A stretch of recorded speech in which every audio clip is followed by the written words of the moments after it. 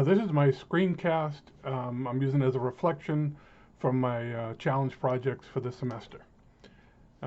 First off, early on, I'm also taking Fran's 684 course. And so when we're into the HTML and CSS, I actually created an infographic for a presentation I was doing in that class. And that was the first thing I used from our class.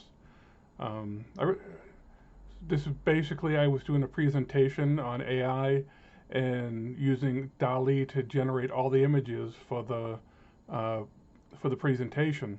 And what I did in this infographic was I wanted to show where I was in the script, the prompt I used, and then in the middle, the graphic generated by DALL-E. Um, Other than the exposure infographic I created that I already submitted, this was like my next project using CSS and HTML on an infographic.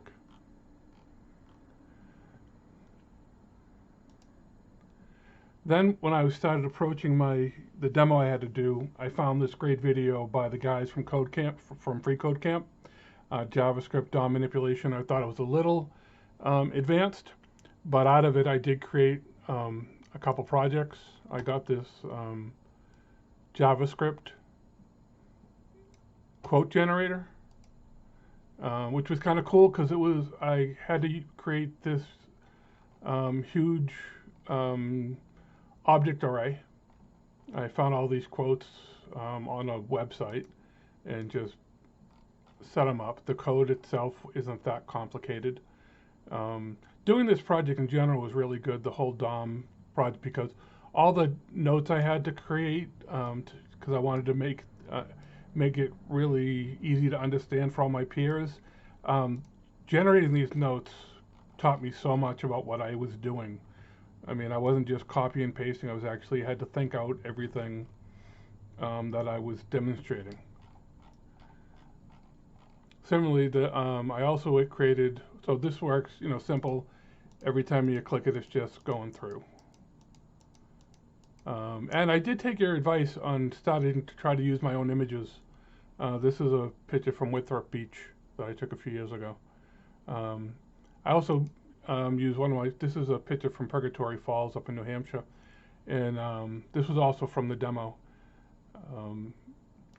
Just making a simple facts page.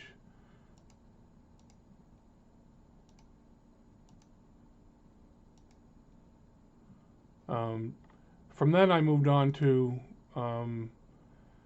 the coding challenge over here. And I thought this was kind of tough. It didn't really seem to easily align with everything we had done in LinkedIn prior and with the Free Code Camp modules. I understand the use of libraries, like you had mentioned in one of our classes about how popular jQuery is, and that makes a lot of sense, and I understand that. But modules like this that use, a specialized editor, this P5, same thing with the CodePen.io. Like the CodePen.io, you don't need any HTML head information. It just works. You don't have to link to your CSS. You don't have to link. And it was the same thing in the PS5. You were just writing it. There was, I don't know. I didn't like it. And I didn't think the outcome project was that great. At the end of the video, they even said that P5 isn't the greatest platform for creating games. I did create the game, however. I was able to create it on a regular web page with just HTML. I linked it. I modified it a little bit to change the color of the background. When you mess up, get it in the right window. I changed the color of the responses, but it all works. Like again, I don't know. I learned that I want to do as much as I can. I mean, I do, like I said, I understand using libraries when you need to, but I don't like using these oversimplified online editors. I just think it confuses people when you first get into learning how to do all this stuff. Um, so next I took on the querying my LRS, and I created this little quiz, really simple. And it's 3 questions. I'll do it. Well, I won't have to do it again, but I'll just show you this. All you have to do, yeah, there's 3 questions in here, and I was able to come over and I was able to get the results to come out on here. But I had to manipulate it a little bit because I realized when I looked at my LRS, I didn't have anything called answered. So this was kind of cool. I was really glad because I learned a lot, because I realized I had to take the code that you offered up, and I had to modify it to fit my LRS. And I got a better example of it here. Well, this is on. So this is all on WordPress, and so I decided to compare the code that you gave us with the code I had to create.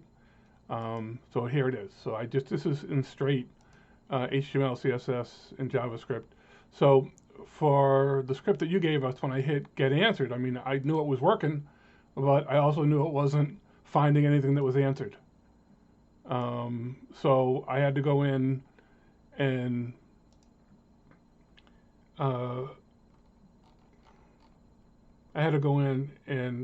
find that I had a option for completed. And so I was able to change the JavaScript so it returned anybody, whether people completed or didn't complete. And then just to challenge myself to make sure I really knew what was going on in this code, I added an additional column to display the email addresses. So I know we had used the HP5 on WordPress before, but this exercise really helped me understand the query method much better. And that's, like I said, that's why I challenged myself to add the column. And like I said, I don't know if I would have got as much out of it if I had the option for answered. Not returning anything from get answered forced me to dive in, and I learned a lot more by creating this get completed button. So this is back another example from the demo I created on manipulating the job with JavaScript. But I wanted to include it here because this little simple thing ended up being one of the keys to creating my big project. And it was over here in the simple little logic switch here. And I use this a lot on my main project. So my main project was this exposure calculator. So the exposure calculator uses these drop-down boxes, and there's actually in the HTML I included 21 drop-down boxes. You never see more than 9 of them, but I needed options. So digital cameras usually have options for how the exposure settings increment. And what I mean by is that your camera might go from in full stop, so f1, f1.4, f2, 2.8, and so on, and these are full stop jumps. Some cameras offer full and half, which again is self-explanatory, especially when you get to the bigger numbers. You can see, 8 to 9.5 to 11 to 13 to 16. These are all increments of half stops.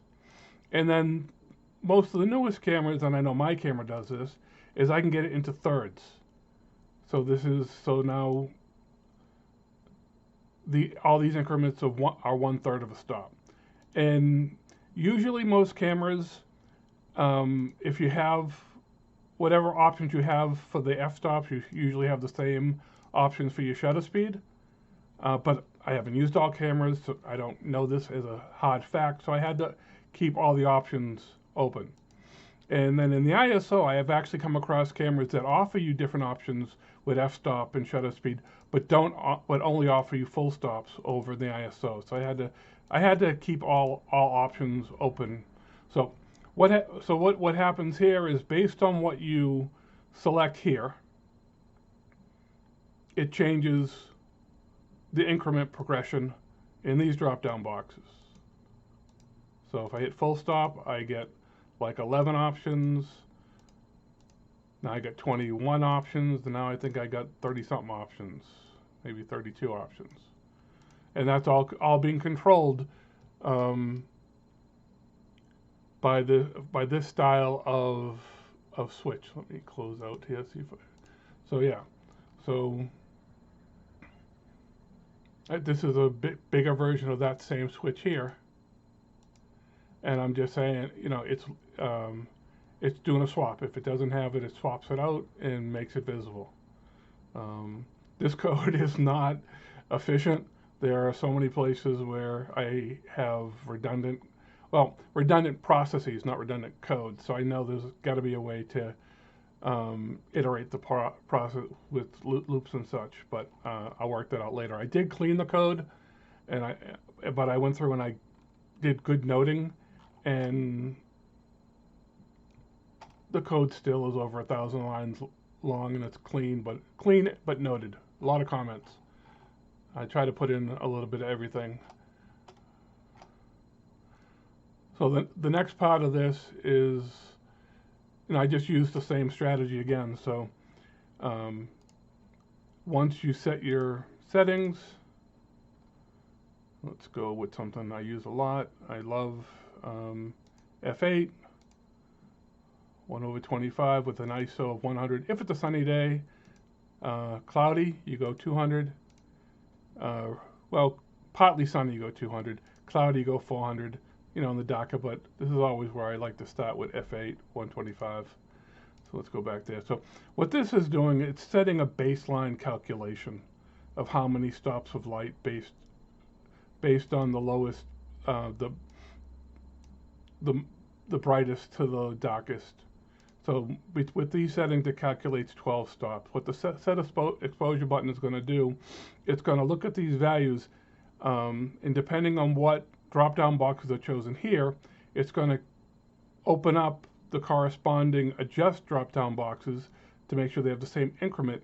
And it's also going to pass the value from the settings row to the adjustment row. Okay.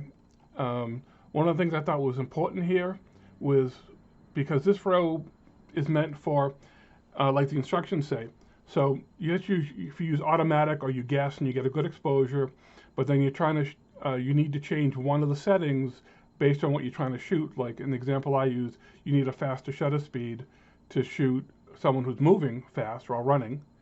Then when you adjust the shutter speed, it's going to show you how much that I'm off by 1.7 stops.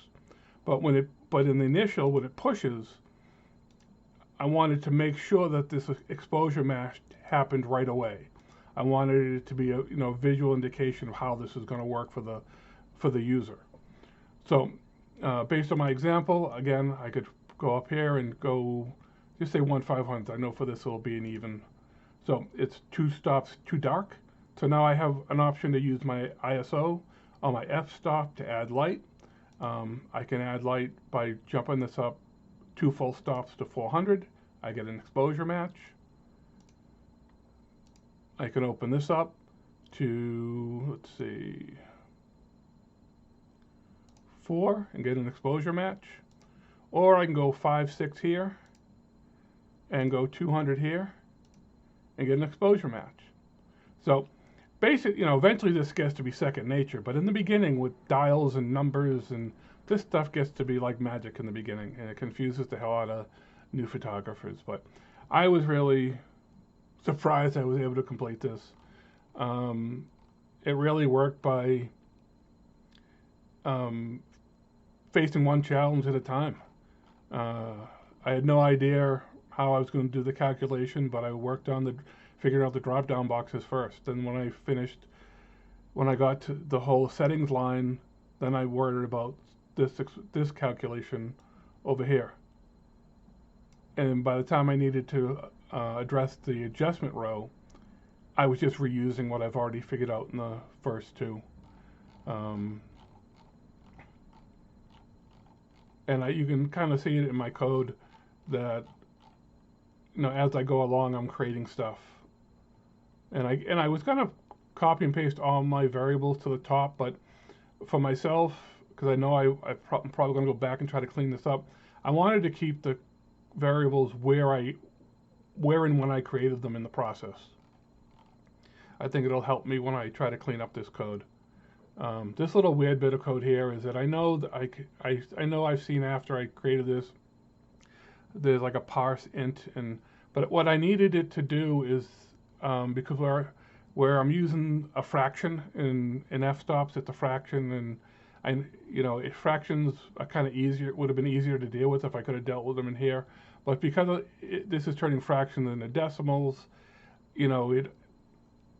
I was worried that when we got to whole numbers, it might throw them off. So I just created a large if then just to make sure if anything was, 0.8 or 1.8 or 2.8 but less than 0.2, 1.2, it would just make sure it got to the whole number. Again, I created a ton of variables to make everything work, and this is all goes right back to the demo I did. This was so easy because of the DOM manipulation and explaining the DOM manipulation demo. Next, I really didn't like the P5 game, so I did some research. I was looking for game stuff, so I went back to Code Camp, and I bumped into this guy. It was in, he has this like 9-hour tutorial, which was kind of cool, but yeah, it's 9 hours. And I have a nephew who's only 10, and I know he wants to learn how to do games and stuff, so I started looking for a game I could learn and so I could teach him to make. And I found this guy has his own channel, and I saw this first video where all he's doing is defining a game area and how to make a character move. So interesting, but not a whole game. So I mean, this guy he has a good page. He has a lot of short tutorials. This one, I found another Star Wars one. He makes he took the idea of whack-a-mole and made like a whack-a-Yoda. And it's only 40 minutes, and you can make the whole game in 40 minutes. And he does a nice job explaining stuff and going over stuff. And I was able to create the game based on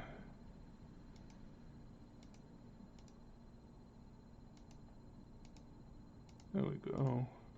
And I think if you miss 3 times, oh no, it's a countdown, right? Countdown.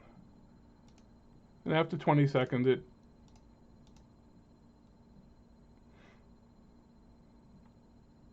gives you a little message. And so I found this guy to be really easy to listen to.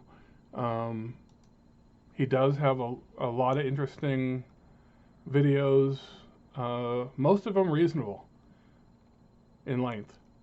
Some up, part 1, part 2, but good resource.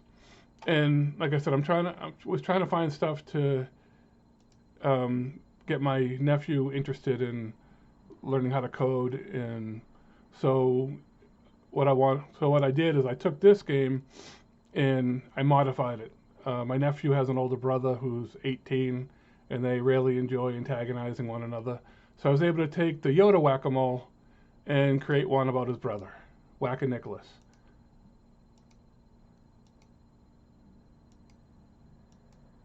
And he got a kick out of this.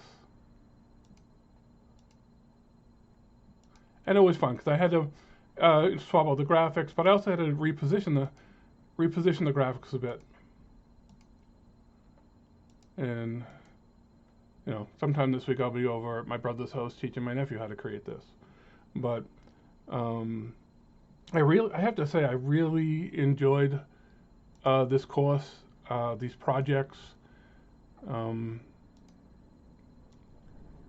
really feel comfortable in what I've learned about JavaScript, and I'm not going to stop with this class. So these are the projects I've created, and I just want to say thank you for the class. I got a lot out of it. I've been trying to learn JavaScript for years now. I've made a few attempts and always failed. And like I said, it was once I got to the whole DOM and how, really manipulating the HTML page that everything kind of clicked and makes sense now. So this is my screencast for the projects I made for the challenges. Thank you again for this course, and have a good day.